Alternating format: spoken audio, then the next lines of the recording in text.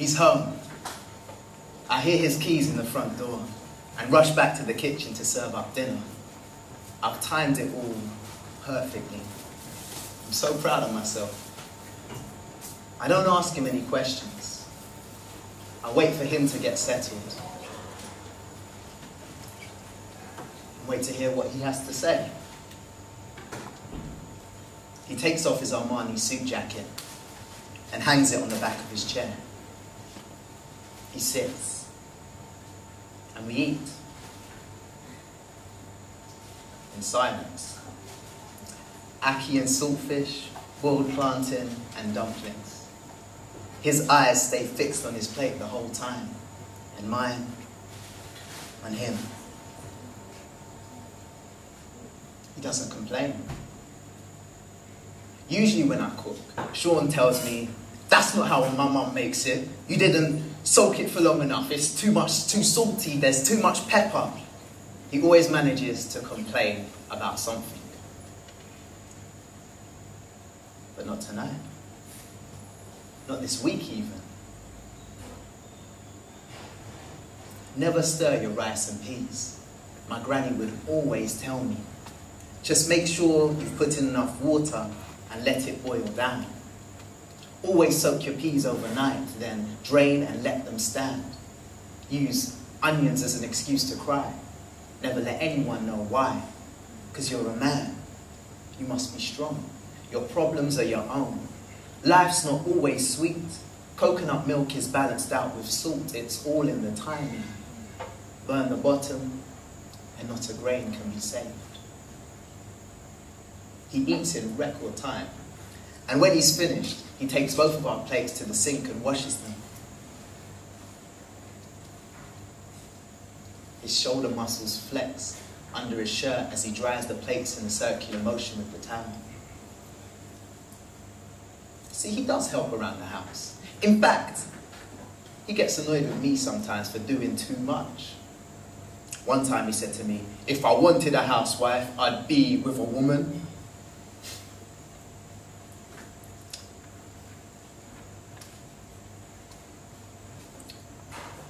Puts the plates away, closes the cupboard door, not quite hard enough to call a slam.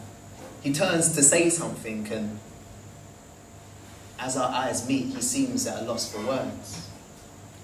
He nods, half smiles, and leaves the room. I wait. I wait to hear the television being switched on, and the music of that computer game he's been playing every night this week.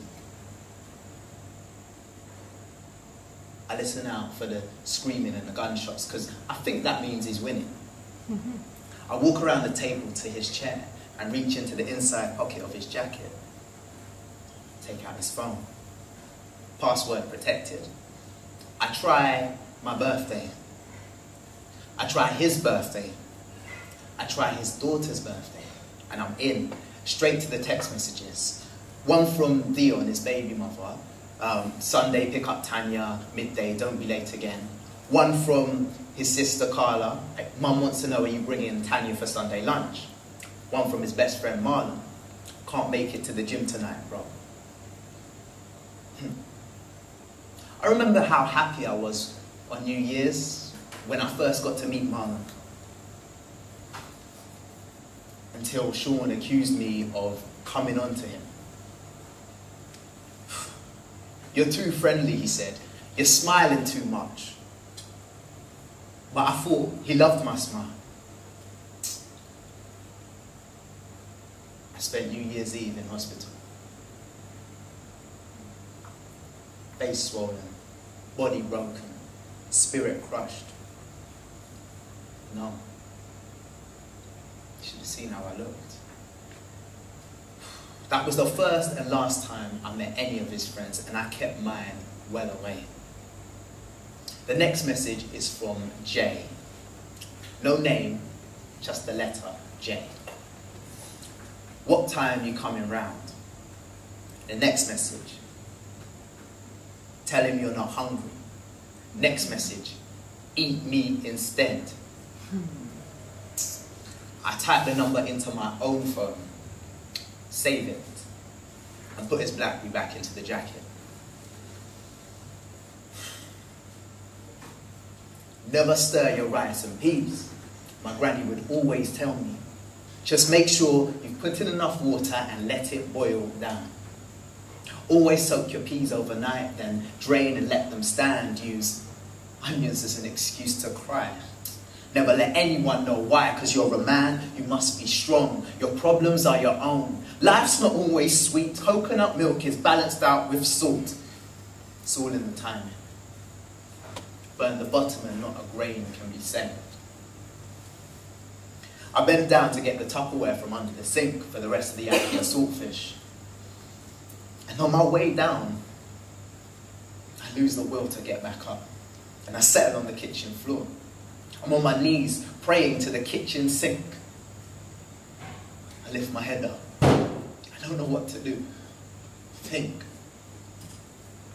I drop my head back down and hit it against the cupboard door. I feel relief and a release in that moment. I do it again and again. It hurts, but at least I feel something. Flesh on wood, back and forth, harder, faster, adrenaline rush. Hear a crack, brown turns red.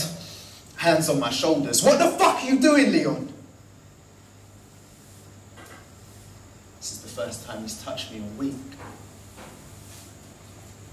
I look up at him.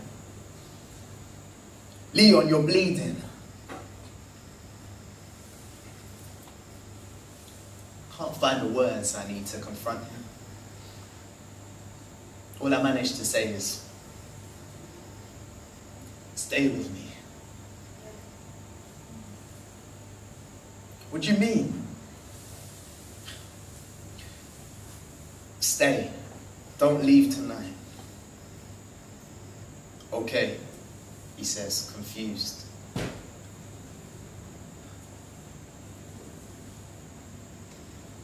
I just got to text Marlon and tell him I can't make it to the gym. Takes one hand off my shoulder and reaches for his jacket. I hold on tight to the one remaining hand with both of mine. And as he types whatever he types into that phone of his, it doesn't matter to me.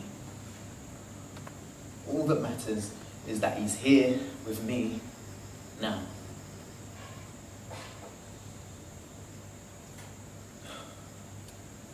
I feel lightheaded. I lean back into the crevice of his broad chest. Wall of strength. Puts down the phone and wraps both his arms around me. I close my eyes. My face feels warm.